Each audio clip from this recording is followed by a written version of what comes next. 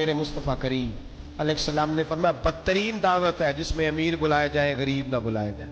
वो बदतरीन दावत हजरत इब्राहिम का तरीका रहा, सारी जिंदगी मेहमान नवाज। एक वक्त ऐसा आया कि अल्लाह ताला ने हजरत इब्राहिम को बहुत ज्यादा माल अता फरमाया, इतने ऊंट गिने नहीं जाते, गायें इतनी ज्यादा कि शुमार नहीं हो, बकरे बकरियां इतनी ज्यादा कि शुमार, बहुत ज्यादा माल अल्लाह ने अता फरमाया। और अभी कुछ अर्सा पहले आप पीछे जाए ना तो जो लफ्ज़ माल था वो रुपए पे तो बोला ही नहीं जाता, वो जानवरों पे बोला जाता। बहुत ज्यादा माल अल्लाह ने दिया, बकरियां गायें ऊंट बैल बड़ा कुछ। रब करीम ने फरिश्तों से फरमाया कि वत्तखज़ल्लाहु इब्राहीम खलीला, इब्राहिम मेरा दोस्त है। तो फरिश्ते कहने लगे या अल्लाह जिसे इतना कुछ दिया जाए उसने दोस्त तो बनना ही होता है, तो नवाजा ही पड़ा है, इतना माल, इतने खेत खलिहान, इतना कुछ। अल्लाह करीम ने फरमाया जाओ आजमाइश कर, इम्तिहान ले लो। फरिश्ता इम्तिहान लेने पहुंच गया। हजरत इब्राहिम के जानवर चर रहे हैं चरागाह में, हजरत इब्राहिम भी हैं, गुलाम भी हैं, बहुत बड़ा रेवड़ है। आप तशरीफ फरमाए। एक फरिश्ता आया तो खेत में छुप के बैठ गया और बुलंद आवाज से कहने लगा सुबहान अल्लाह वल्हम्दुलिल्लाह वला इलाहा इल्लल्लाह वल्लाह। ये तस्बीह बड़ी पसंद है, महबूब ने इनकी फजीलत बयान की। अब वो हजरत सैयदना इब्राहिम अलैहिस्सलाम खड़े थे तो खेत में बैठ कर तस्बीह पढ़ने लगा सुबहान अल्लाह वल्हम्दुलिल्लाह वला इलाहा इल्लल्लाह। हजरत इब्राहिम कहने लगे ये मेरे रब का नाम कौन ले रहा है, बड़ी इसकी मीठी आवाज है, बड़ी कौन है। ढूंढने लगे, घूमते घूमते उसके पास चले गए, फरिश्ता इंसानी शक्ल में। तू मेरे रब का जिक्र कर रहा था? उसने कहा मैं ही कर रहा था। फरमाने लगे यार एक दफा फिर नहीं करता? तो कहने लगा इब्राहिम पहले तो मैं अपनी मर्जी से कर रहा था, तू कहता है तो पैसे लगेंगे, पैसे हैं तो कर देता हूं। हजरत इब्राहिम कहने लगे बोल तू क्या लेगा, मेरे अल्लाह का जिक्र सुनाने का क्या लेगा? कहने लगा जितनी बकरियां आप चरा रहे हैं सारी दे दे तो मैं अल्लाह का जिक्र सुना देता हूं। आपने फरमाया बस जा तेरी सारी हुई, मेरे रब का जिक्र सुना। और फिर शुरू हो गया सुबहान अल्लाह अल्हम्दुलिल्लाह वला इलाहा इल्लल्लाह वल्लाहु अकबर। हजरत इब्राहिम अलैहिस्सलाम कैफ में यार फिर जरा सुना, ना इल्मा विच फसा सानू तू यार दी गल सुना सा, जरा दोबारा सुना। मैं फिर सुनाया, एक दफा फिर कहा। फरिश्ता कहने लगा बस जी आपके पैसे पूरे हो गए। हजरत इब्राहिम कहने लगे चल एक दफा और सुना। कहने लगा पैसे लगेंगे, तू क्या लेगा? कहने लगा गाय भैंसे सारी मेरी। फरमाया बस यार इतनी कीमत, तू सुना सही, सारा कुछ ही तेरा। फिर शुरू हो गया सुभान अल्लाह अल्हम्दुलिल्लाह वला इलाहा इल्लल्लाह वल्लाहु अकबर। गायें दे दी, भैंसे दे दी, वो जिक्र सुनाता है। हजरत इब्राहिम कभी मचलते हैं, कभी रोते हैं, कभी आहें भरते हैं। तू मेरे रब का नाम ले रहा है, जरा फिर से ले। कैफ जारी है। कहने लगा बस भाई। हजरत इब्राहिम फरमाने लगे तू और ले ले जो लेना है, मुझे जिक्र सुना। उसने कहा इब्राहिम बकरियां मैं ले चुका, गाय भैंसे मैं ले चुका, ऊंट रह गए, सारे ले लूंगा फिर जिक्र सुनाऊंगा। फरमाया जा तेरा हुआ तू जिक्र सुनाता रहे, मैं देता हूं। दे दिया, कुछ देर जिक्र किया तो अब खामोश हो गया। हजरत इब्राहिम खलीलुल्लाह अलैहिस्सलाम फरमाने लगे जिक्र सुना। कहने लगा इब्राहिम अब तेरे पास देने को क्या है, हर चीज तो मैं ले चुका। आप फरमाने लगे ये गाय भैंसे बकरियां चराने के लिए तुझे कोई नौकर मुलाजिम भी तो चाहिए ना, तू इस तरह कर मुझे रख ले, मैं रोटी नहीं मांगूंगा, खाना नहीं मांगूंगा, तो अल्लाह का जिक्र सुनाता रहना, मैं तेरे जानवरों की नौकरी करता रहूंगा। हजरत इब्राहिम अलैहिस्सलाम ने जब ये कहा ना, फरिश्ते की आंखों में आंसू आ गए। तरदामनी पे शेख हमारी न जाइए, हम दामन निचोड़ दें तो फरिश्ते वुजू करें। फरिश्ता रो पड़ा और कहने लगा इब्राहिम मुझे सीने से लगाओ, आप वाकई इस काबिल है कि अल्लाह आपको अपना दोस्त बनाए, वाकई इस काबिल है कि रब आपको अपना। हजरत इब्राहिम अलैहिस्सलाम का खुदा से मोहब्बत करने का निराला अंदाज। और मेरे भाई यही मोहब्बत उन्हें मेरे मुस्तफा से भी थी।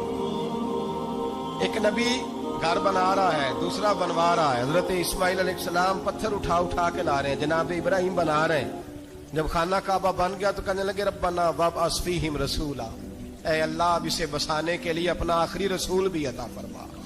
नबी पाक फरमाते हैं मैं दुआ हूं हजरत इब्राहिम की। पर हजरत इब्राहिम से रब करीम ने फरमाया चल इब्राहिम कोई चीज दे, तो कहा या अल्लाह तीनों ही तेरे नाम पे कुर्बान करता, तेरी हुई सारी, हर शय तेरी।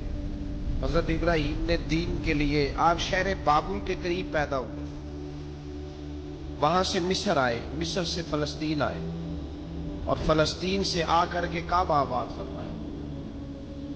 زندگی سفروں میں گزری۔ سفر ایک تکلیف والی چیز ہے، پر حضرت ابراہیم نے وطن چھوڑ دیا، گھر چھوڑ دیا۔ جان بڑی عزیز ہوتی ہے، تو حضرت ابراہیم نے جب دین کے لیے نکلے تو جد و جہد کی، گھر کے اندر بھی گھر کے باہر بھی۔ آپ کے والد کا نام طارق ہے، وہ توحید پرست تھے، ایماندار تھے، پرہیزگار تھے۔ آپ کے چچا کا نام آزر ہے، وہ بت پرست تھے، بت بیچا کرتے تھے۔ حضرت سیدنا ابراہیم علیہ السلام جب میدان عمل میں نکلے تو حضرت ابراہیم علیہ السلام نے اپنے گھر سے جہاد شروع کی۔ لڑنا پڑا، گھر کے اصولوں سے، چچا نے جو رواج بنائے ہوئے تھے اس رواج سے ٹکرائے۔ فرمایا میں اپنے گھر کے اندر یہ بت پرستی نہیں ہونے دیں گا۔ چچا کو ایک دفعہ نہیں، بار بار 100 دفعہ سمجھایا۔ آپ کا چچا بت بنا کے بیچا کرتا تھا۔ حضرت ابراہیم علیہ السلام تھوڑے بڑے ہوئے تو کہنے لگا کہ چلو میرے ساتھ، تم بھی بت بیچنے ہیں، ہمارا کاروبار ہے۔ حضرت ابراہیم ساتھ نکلے تو بت پکڑا ہے، گندے پانی کے اندر اس بت کو ڈبوتے ہیں، کہتے ہیں کسی نے خریدنا تو خرید لو، نہ یہ نفع دے سکتا ہے نہ نقصان دے سکتا ہے، جو اپنا آپ نہیں بچا سکتا تمہیں کیا بچائے گا، خریدنا ہے تو خرید لو۔ چچا کہنے لگا تو کاروبار چمکا رہا ہے کہ تباہ کر رہا ہے؟ گھر میں بڑے معاملات خراب ہوئے، جھگڑے ہوئے، لیکن حضرت ابراہیم علیہ السلام ایک منٹ کے لیے بھی اپنے گھر کے اندر بھی کمپرومائز کرنے کو تیار ہیں۔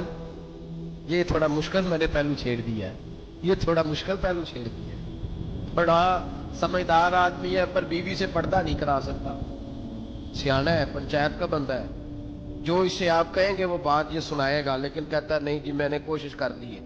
کس قسم کی کوشش ہے صاحب، یہ کیسے ہو گیا؟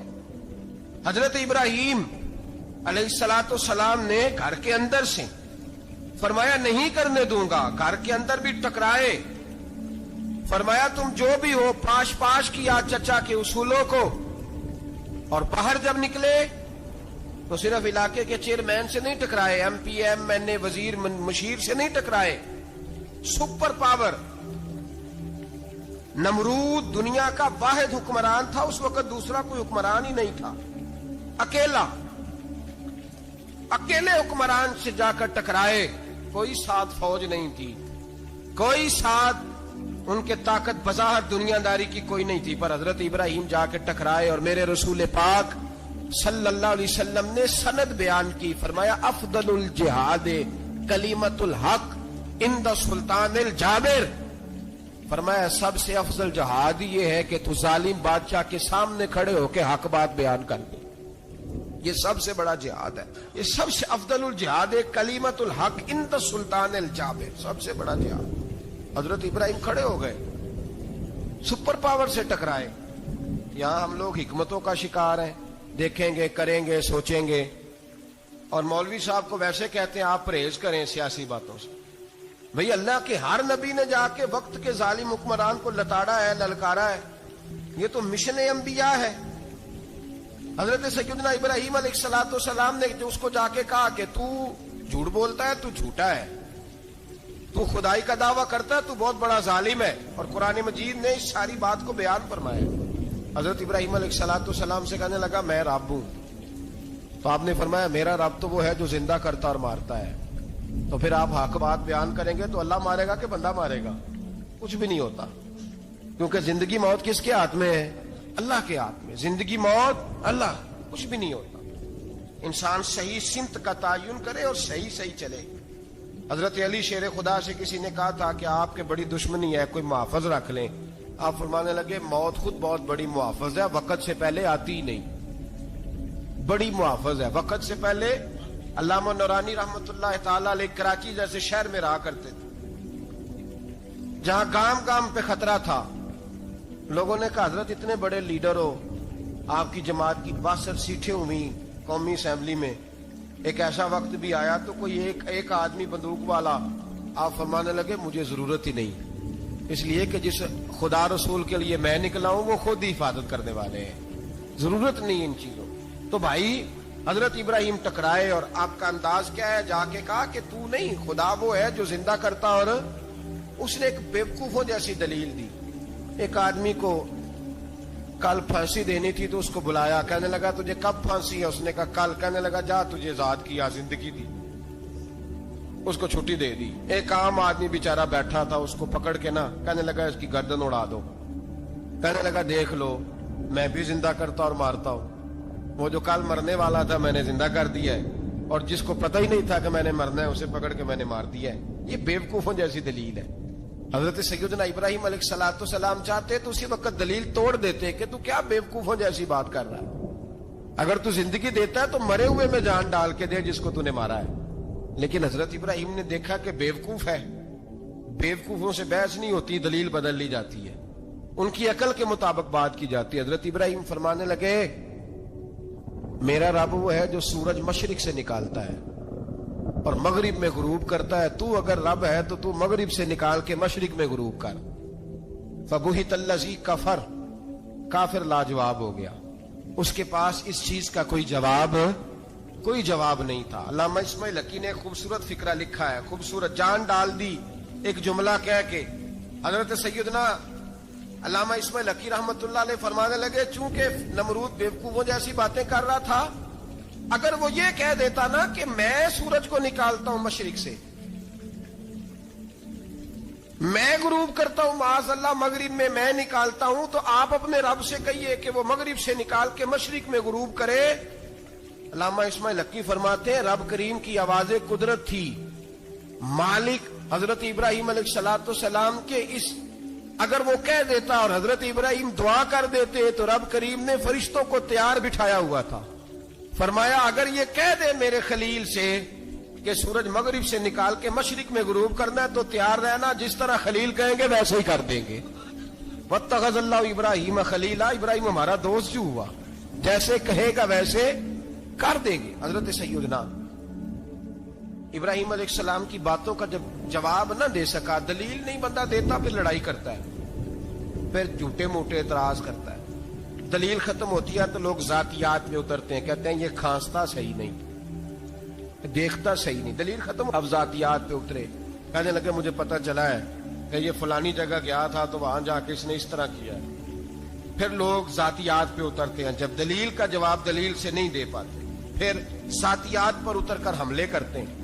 حضرت ابراہیم کے دلائل کا جواب نمرود نہ دے سکا تو کہنے لگا کہ اس کو آگ میں ڈال دو.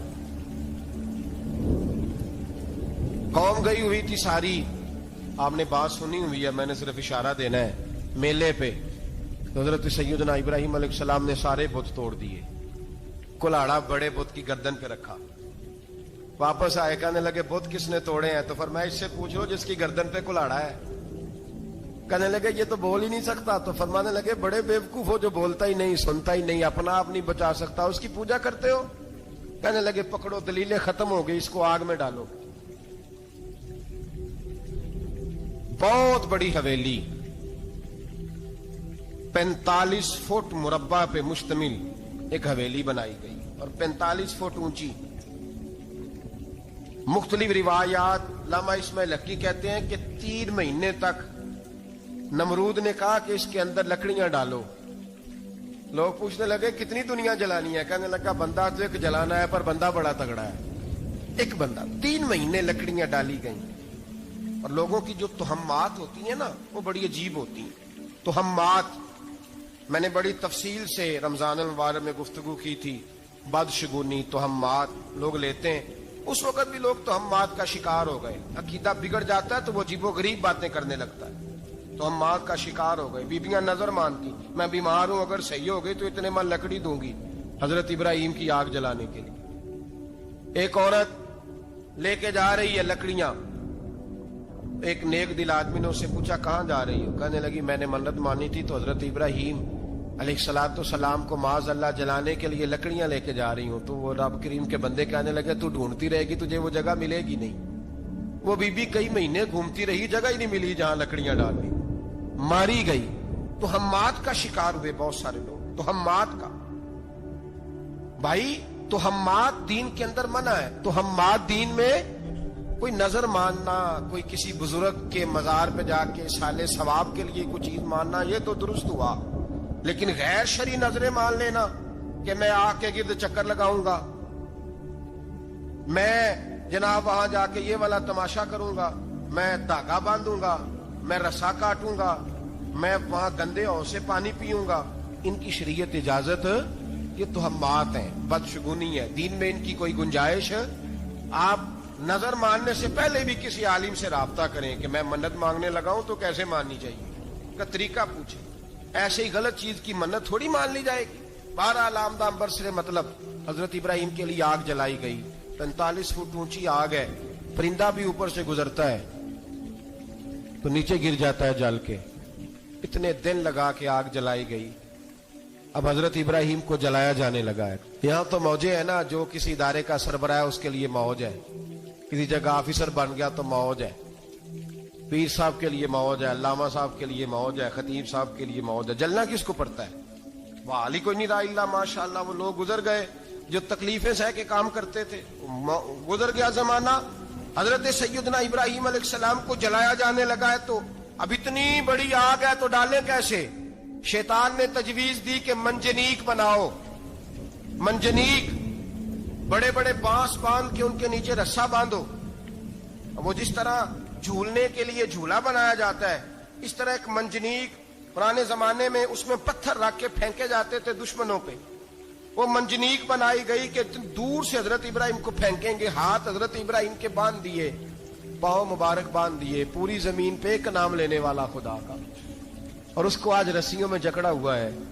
جب پھینکا جانے لگا نا آگ میں تو حوریں رونے لگی, فرشتے تڑپنے لگے, اے اللہ یہ کیا ہونے لگا ہے؟ ایک تیرا خلیل اور وہ بھی آگ میں.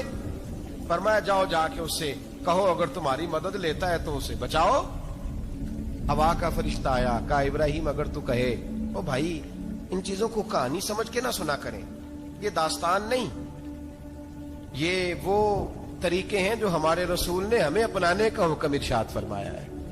جو عقیدے, یہ وہ نظریات ہیں جو ہمیں اوڑھنے کو کہا گیا.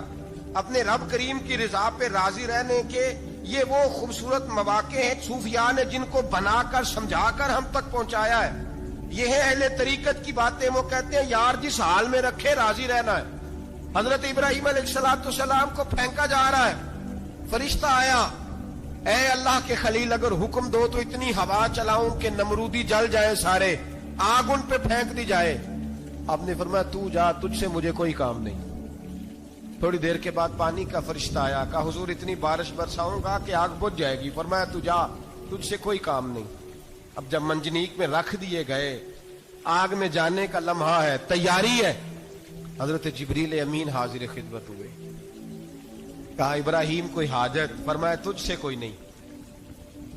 کہا چلو مجھ سے نہیں تو رب کریم سے ہی بات کر لو, مجھے پتا ہے میں چھوٹا ہوں, آپ مجھ سے مدد کیوں لوگے, رب کریم سے ہی بات کر لیں. تو حضرت ابراہیم کہنے لگے جبریل یہ بتا, رب کو نہیں پتا اس کا خلیل کس حال میں ہے؟ اسے نہیں پتا میں کس حال میں ہوں, میرے ہاتھ بندھے ہیں, پیر بندھے ہیں آگ میں, اسے نہیں پتا. بتایا تو اسے جاتا ہے جس سے خبر نہ ہو. تو اگر اسے پتا ہے, اگر وہ جلانے پہ راضی ہے تو میں بھی جلنے کو تیار ہوں, میں تیار ہوں, میں تیار ہوں. اسے کہو ٹھیک ہے. حضرت سیدنا ابراہیم علیہ السلام کو منجنیق میں ڈال کے جو پھینکا آگ میں, یا نار کونی بردم و سلاما علی ابراہیم, اللہ نے فرمایا اے آگ میرے ابراہیم پہ ٹھنڈی بھی ہو جا اور سلامتی والی بھی ہو جا. حضرت ابراہیم کو 2 فرشتوں نے بٹھا دیا زمین پہ. پھول کھلے ہیں, کونپلیں مہک رہی ہیں, کلیاں خوشبو دے رہی ہیں. حضرت ابراہیم نے سر سجدے میں رکھ دیا, سبحان اللہ والحمد للہ ولا الہ الا اللہ واللہ اکبر. حضرت ابراہیم اللہ کی تسبیح پڑھنے لگے, رب کریم کا شکر بجا لانے لگے. نکلے وہاں سے, کچھ دن گزر گئے, نکلے, حکم ہو گیا ابراہیم علاقہ چھوڑ دو. حضرت ابراہیم علیہ السلام وہاں سے نکل کے مصر آئے, چچا کے پاس ٹھہرے. انہوں نے اپنی بیٹی جناب سارہ کا نکاح کر دیا. کچھ آگے بڑھے تو ایک ظالم بادشاہ سے ٹکرائے. اس نے ایک شہزادی, ایک بادشاہ کی بیٹی قید کی ہوئی تھی, جناب ہاجرہ نام تھا. ان کو قید سے چھڑا کے ساتھ لائے. حضرت لوط علیہ السلام بھی ساتھ. یہ 4 لوگوں کا قافلہ چلا. فلسطین میں جا کے پڑاؤ ڈالا, گھر بار چھوڑا, تبلیغ شروع ہوئی. حضرت ابراہیم کے گھر میں 2 خواتین ہیں, ایک آپ کی بیوی ہیں, ایک حضرت ہاجرہ ہے. اولاد کوئی نہیں, بڑا میوہ ہے میٹھا, گھر وہی آباد ہوتا ہے جس میں بچے روتے ہیں، گھر ہوتا ہی وہ ہے جس میں بچوں کی چنچناہٹ ہوتی ہے، بھن بناہٹ ہوتی ہے۔ حضرت ابراہیم نے ایک بچہ روتے ہوئے دیکھا تو آنکھوں میں آنسو آئے، کہنے لگے ربی حب لی من الصالحین، یا اللہ مجھے بھی نیک اولاد عطا کر دے۔ حضرت سارہ نے سن لیا، کہنے لگی ابراہیم شاید میرے بطن سے تو آپ کو نصیب نہیں، ہاجرہ سے نکاح کر لو۔ جناب ہاجرہ سے نکاح ہوا۔ اللہ تو بڑا بے نیاز ہے، رب کریم نے حضرت اسماعیل جیسا خوبصورت بیٹا عطا فرمایا۔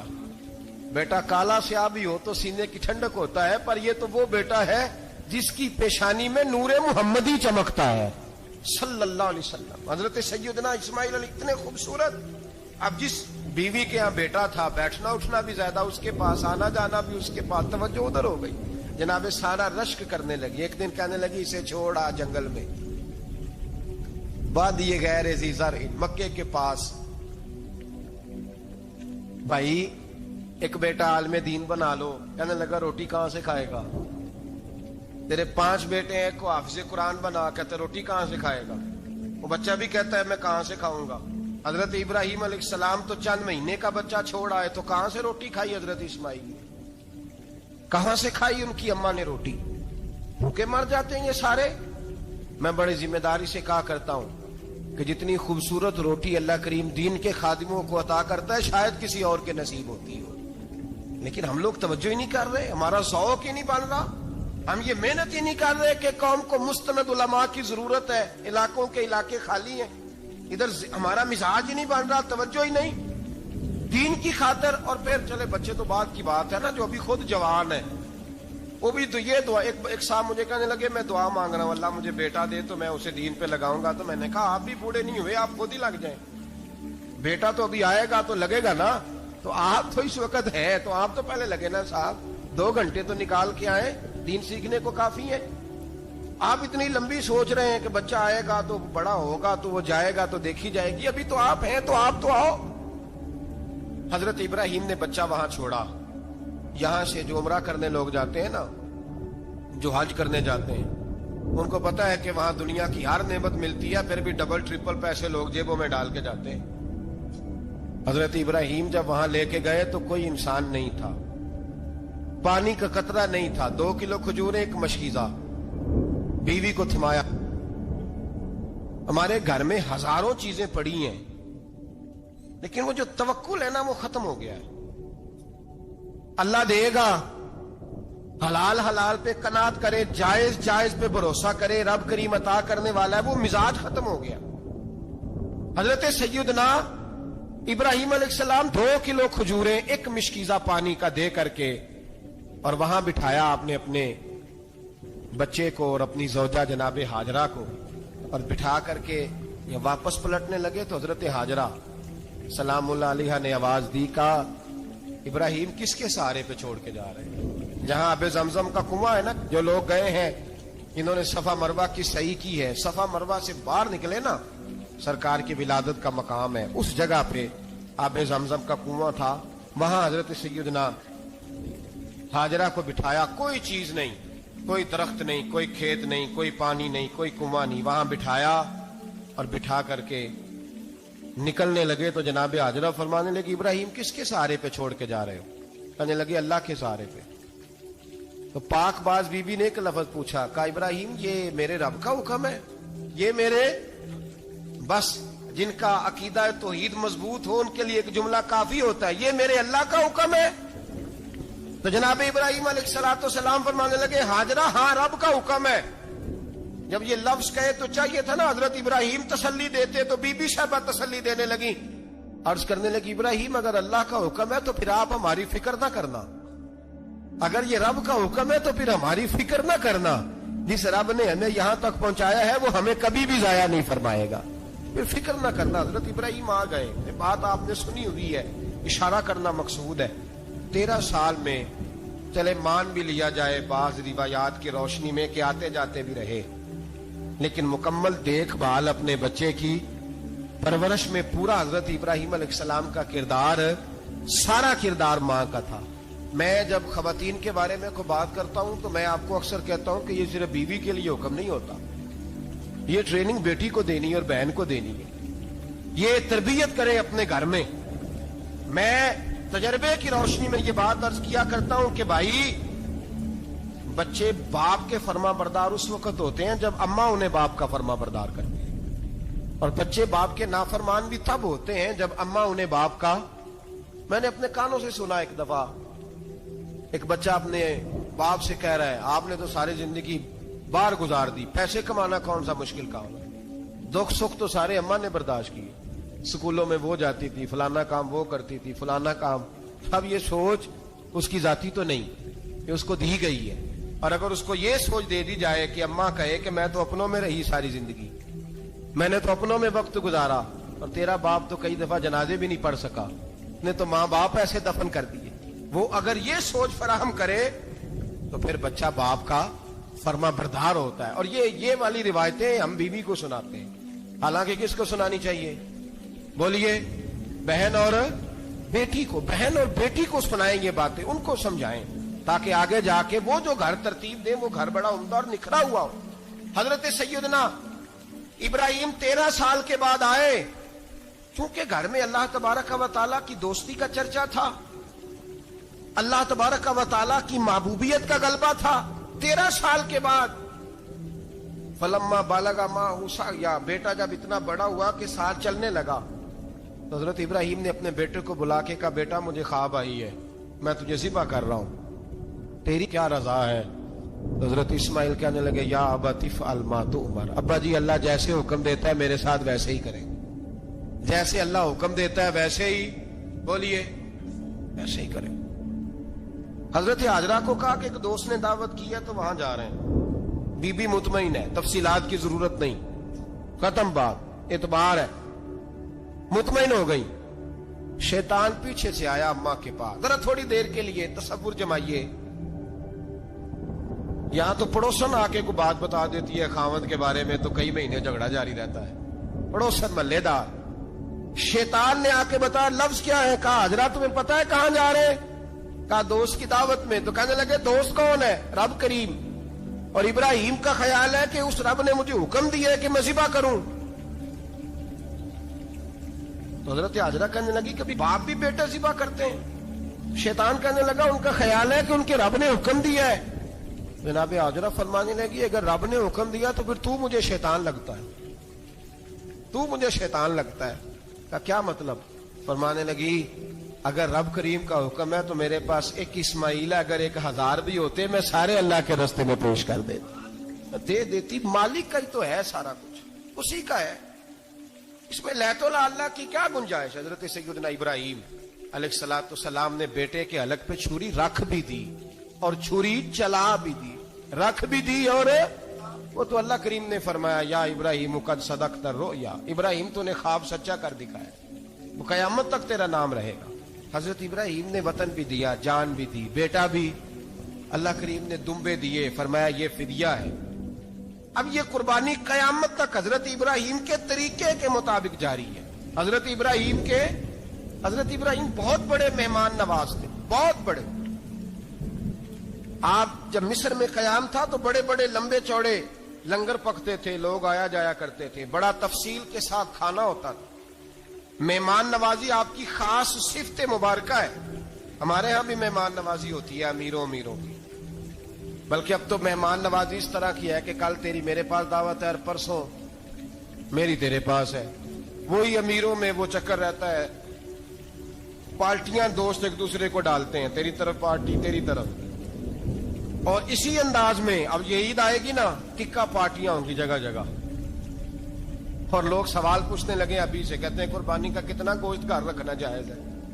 قربانی کا کتنا گوشت گھر رکھنا جائز ہے؟ سارا ہی جی ہاں، اس لیے فریزر لے لے، فریج سے نہیں کام چلے گا. سارا ہی جائز گھر رکھنا، سارا ہی جائز ہے، رکھ لیں. او خدا کے بندے، قربانی وہ بندہ دیتا ہے جو سارا سال ہی گوشت کھاتا ہے. صحیح کہہ رہا ہوں؟ قربانی صاحب نصاب، صاحب استطاعت بندہ دیتا ہے نا، تو وہ سارا سال ہی گوشت، تو سارا گھر میں رکھنا بھی جائز ہے، لیکن سارا دے دینا بھی. تو جو آ رہی ہے اس پہ کیوں توجہ کرتے ہو؟ جو دوسرا جائز ہے اس پہ کیوں نہیں عمل کرتے؟ سارا تقسیم کر دیں، بات ختم ہوئی. یقین کریں محرم میں جا کے دوست ٹیلی فون کر کے سوال پوچھتے ہیں، کہتے ہیں صاحب سنا ہے قربانی کا گوشت محرم میں کھانا جائز نہیں، میں کہ نہیں ربیع الاول چ بھی جائز جے، رجب رمضان تک کھاؤ، کوئی بندہ نہیں منع کرتا، اس لیے کہ کسی کو دینا تو پسند ہی نہیں، یا پھر اس میں سے جو خاص خاص چیزیں ہیں وہ اپنی فریج میں اور باقی جو ہے وہ دوسروں کے لیے. یہ کیا طریقہ ہے ہمارا؟ اور اسی پہ عمل ہے. اللہ تبارک و تعالی ہمیں سمجھنے کی توفیق عطا فرمائے. یہ قربانی حضرت ابراہیم کا طریقہ ہے. حضور نے اگرچہ نبی پاک کی اپنی سنت تھی، یہ بھی کہہ سکتے تھے سنتی و سنت ابیکم ابراہیم، میری سنت ہے اور تمہارے باپ ابراہیم کی سنت ہے. یہ نہیں فرمایا. جب صحابہ نے کہا قربانی کیا ہے، فرمایا سنت ابیکم ابراہیم، یہ تمہارے باپ ابراہیم کی سنت ہے. ہر صاحب نصاب پر قربانی واجب ہے. جو زکوٰۃ کا نصاب رکھتا ہو اس پر قربانی واجب ہے، یعنی ضروریات سے زیادہ اتنے پیسے، جتنے پیسوں سے زکوٰۃ فرض ہوتی ہے اتنے پیسے جس آدمی کے پاس قربانی سے پہلے پہلے آ جائیں اس آدمی پر قربانی کرنا واجب ہے.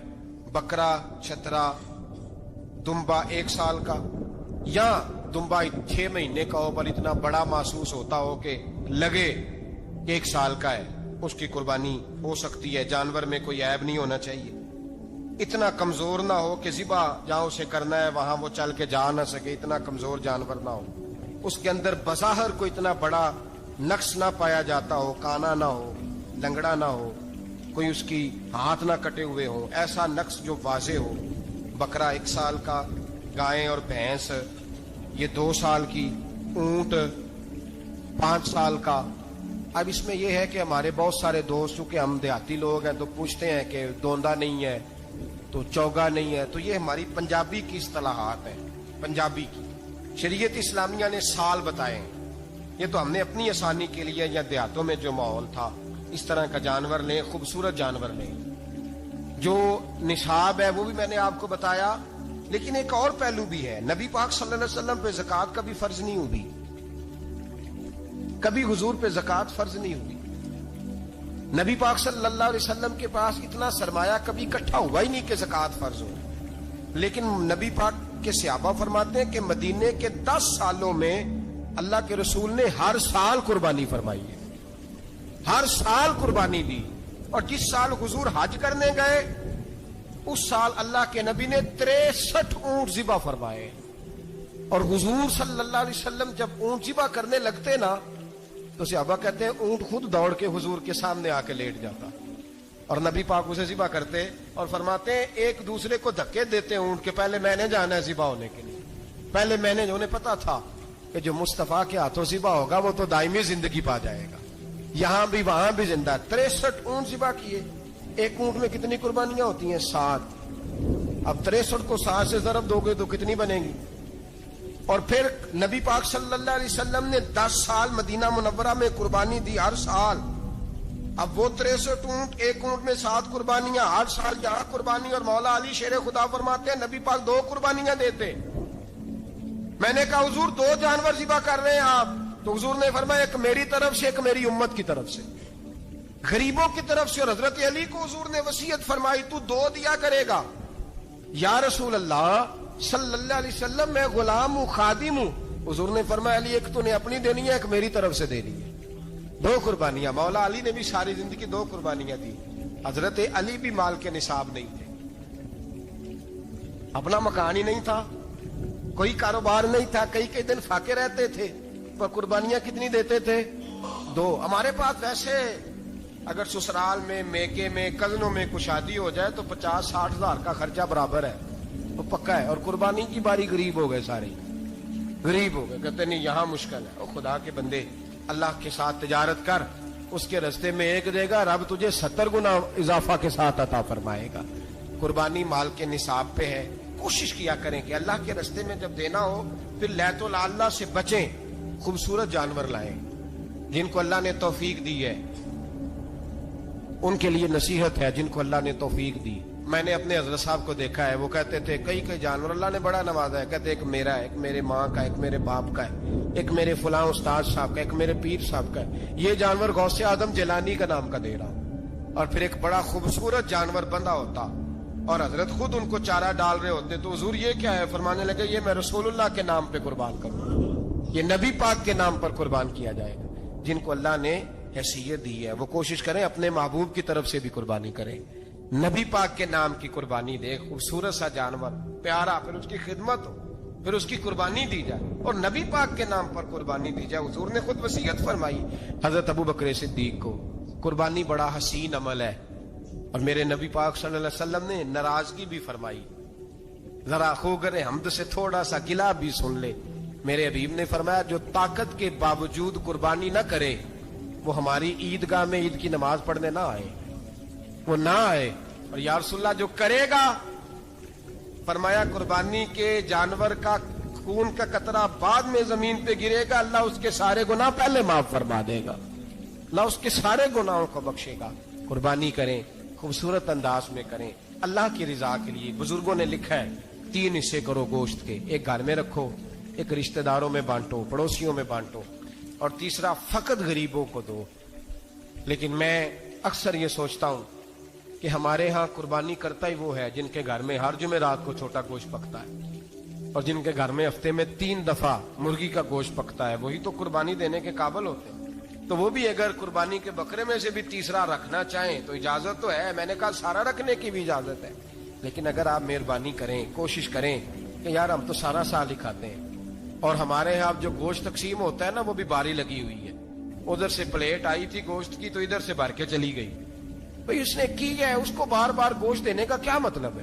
آپ یہ دیکھیں عزیزوں میں، رشتہ داروں میں، اور میں اگر تھوڑا سا آپ کی توجہ کرانے میں کامیاب ہو جاؤں تو سفید پوش لوگوں کو دیکھیں، کچھ سفید پوش ہیں، سفید پوش جن کے اوپر قرضے ہیں، بیماریوں نے جکڑ لیا ہے، گھر میں بڑے بڑے سخت مریض آ گئے ہیں، سفید پوش پہلے دیا کرتے تھے۔ آپ ان سے پوچھتے ہیں صاحب قربانی، تو بات کو ٹالتے ہیں، وہ کہتے ہیں سوچ رہا ہوں کوئی حصہ ڈال جائے، پردہ پوشی کرتے ہیں، کہتے ہیں کہیں حصہ رکھا ہوا، پردہ پوش۔ اکثر وہ لوگ قربانی نہیں دے پاتے، اکثر دیا کرتے تھے اب نہیں دے پا رہے، کیوں؟ اس لیے کہ مشکلات ایسی آ گئیں۔ ان لوگوں کا خیال کریں، ان کے گھروں تک گوشت پہنچا کے آئیں۔